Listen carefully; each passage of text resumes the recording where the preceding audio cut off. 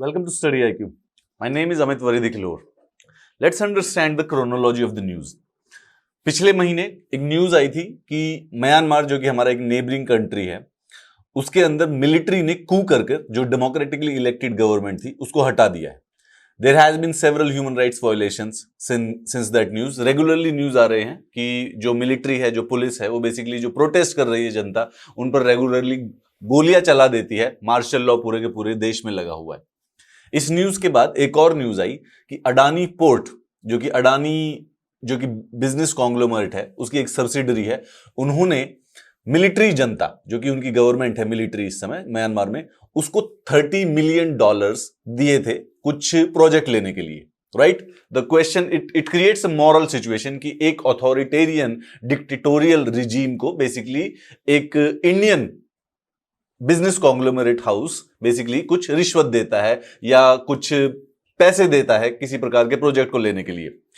यह न्यूज आने के बाद अडानी पोर्ट्स की तरफ से एक स्टेटमेंट इशू की गई जिसमें उन्होंने बताया कि ऐसा कुछ भी नहीं है.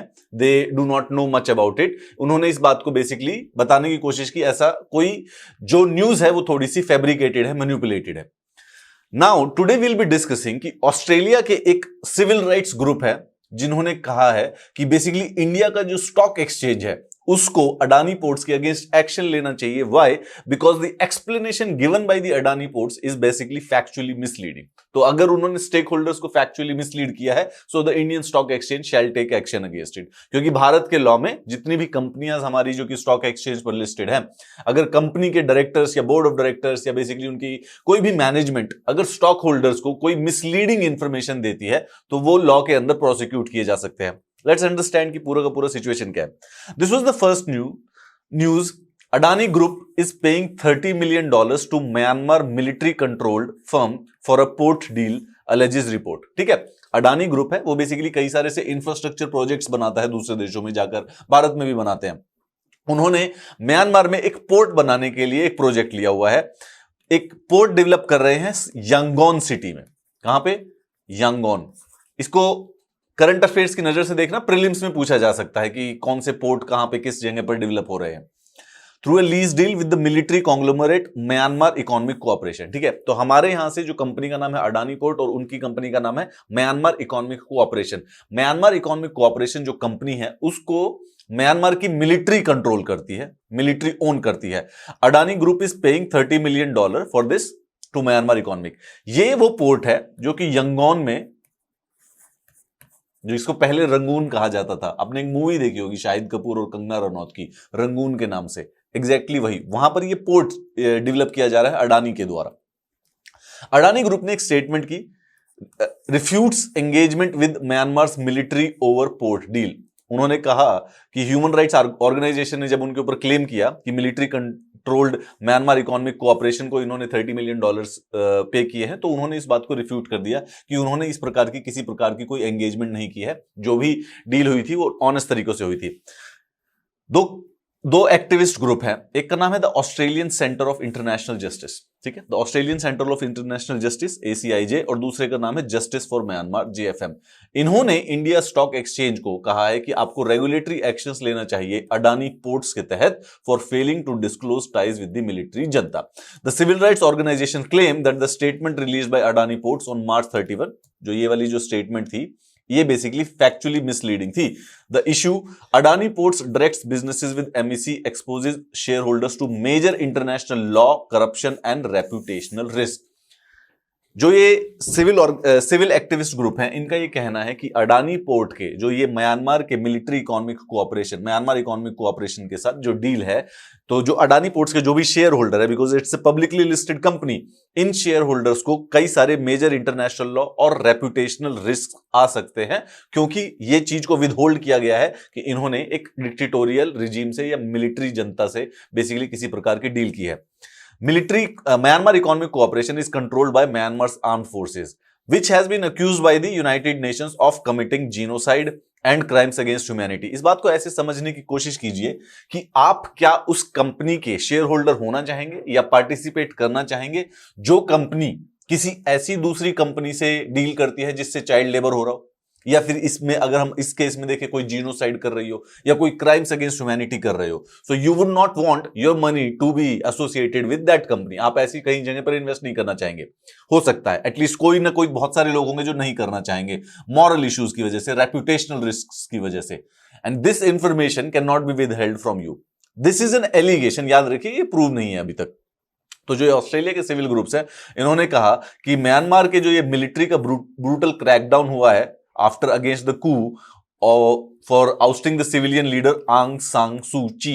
आंग San Suu Kyi is a Nobel laureate, peace Nobel laureate था, डेमोक्रेटिकली इलेक्टेड गवर्नमेंट थी जिसको रिसेंटली म्यांमार ने एक बेसिकली कू के द्वारा हटा दिया। Moreover, the US hit the MEC with sanctions last week, citing the MEC is a vital financial lifeline for the military जनता।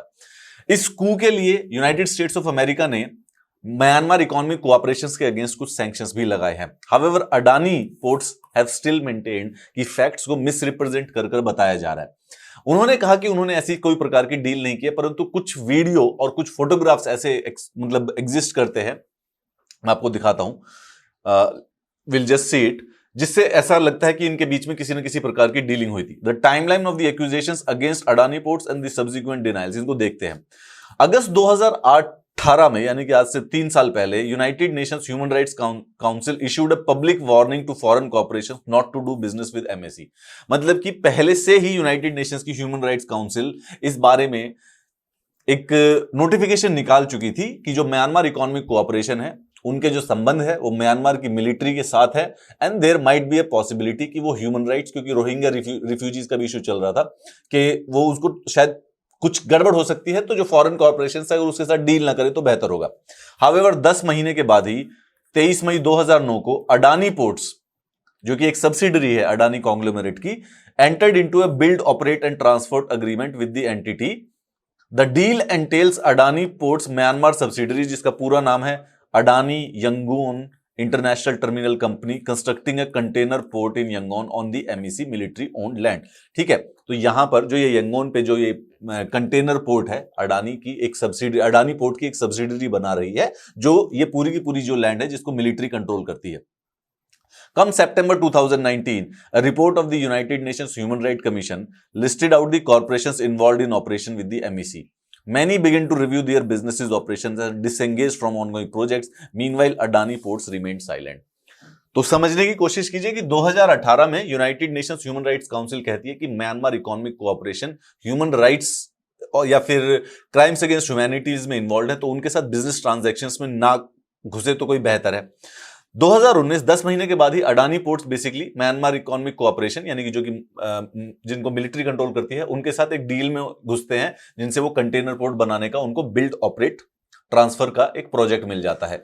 उसके बाद ये मई में हुआ है, सितंबर में ही यूएनएचआरसी ने basically listed out the corporations involved in the MEC, और उन्होंने लिस्ट बनाया कि कौन कौन डील है, एंड बहुत सारी कंपनी जो फॉरेन कंपनीज थी उन्होंने अपने उनके जो से बिजनेस रिलेशंस थे उससे तोड़ दिए। However, Adani Groups remained silent. अब एग्जाम्पल पर देखें, Adani ports have categorically denied engaging with the Myanmar's military leadership in order to facilitate its project in the country in February this year. ठीक है, तो उन्होंने मना किया, कैटेगोरिकली मना किया अडानी ने प्रेस रिलीज के द्वारा, अडानी पोर्ट्स के द्वारा, कि हमने उनके साथ कोई पर्टिकुलर एंगेजमेंट नहीं रखी है। But then these videos and the photographs have surface, जहां पर देख सकते हैं कि उनके साथ हुआ था। अब ये अडानी पोर्ट के चीफ एग्जीक्यूटिव है Karan Adani, and this is the right now Min Aung हलैंग, Myanmar के जो आर्मी के जनरल चीफ हैं जिन्होंने इस समय कू किया है। ठीक है, तो ये दोनों के दोनों बेसिकली अडानी पोर्ट इन मंद्रा में जो अडानी, गुजरात में इंडिया में जो अडानी पोर्ट है वहां पर मिले थे। ये 2019 की फोटोज हैं, जो कि फोटोग्राफिक और video evidence sourced by the ABC Australia earlier this week contradicts those claims. Adani ports claim that the visit, जो ये विजिट थी, जो ये फोटोग्राफ्स आई हैं, it was just a cultural courtesy and the customary practice. अब वहां से कोई सीनियर जनरल अगर आता है या कोई पॉलिटिशियन आता है, तो उनके साथ नॉर्मल बिजनेस हाउसेज जो होते हैं वो मिलते हैं, उन्हें इंडिया के इंफ्रास्ट्रक्चर प्रोजेक्ट्स डेवलपमेंट दिखाते हैं। So this was just a cultural courtesy and nothing more than that. Much like our global peers, we are watching the situation in Myanmar carefully and will engage with the relevant authorities and stakeholders to seek their advice on the way forward. तो Adani port ने basically जो final statement दी है उसमें ये कहा है कि जिस मीटिंग की आप बात कर रहे हैं या जिस मीटिंग के ऑस्ट्रेलिया वाले सिविल राइट्स ग्रुप्स बात कर रहे हैं, ये जो मीटिंग थी जस्ट कल्चरल कर्टसी थी, ठीक है, सिर्फ और सिर्फ एक फॉर्मेलिटी थी, कस्टमरी प्रैक्टिस थी। वैसे हमारी उनके साथ कोई स्पेसिफिकली एंगेजमेंट नहीं रही है। जो बिल्ट ऑपरेट ट्रांसफर का जो प्रोजेक्ट लिया गया था वो without the involvement of the military जनता लिया गया था, वो नॉर्मल जो टेंडर का प्रोसेस होता है उसके द्वारा लिया गया था। So this situation will probably develop more and more, क्योंकि यहां पर कई सारे से कॉम्प्लेक्स इश्यूज इन्वॉल्व है। एक कंट्री है जहां पर एक डिक्टेटोरियल रिजीम है जो कि बेसिकली ह्यूमन राइट्स वायलेशन कर रहा है। दूसरा एक डेमोक्रेटिक कंट्री है जिसके अंदर एक बिजनेस हाउस ऑनेस्टली और ट्रांसपेरेंटली बिजनेस करना चाहता है। इन दोनों के बीच में डील हो जाती है। Then there is a third person, एक ऑस्ट्रेलिया के जो सिविल राइट्स ग्रुप है, दे आर आस्किंग कि क्या इन जो ये बिजनेस ट्रांजैक्शंस है आर दे वैलिड और इनके अगेंस्ट कुछ एक्शंस लिया जाना चाहिए या नहीं लिया जाना चाहिए। Just as an honest question, अगर आपके पैसे शेयर मार्केट में लगे हुए हैं, व्हाट वुड यू वांट?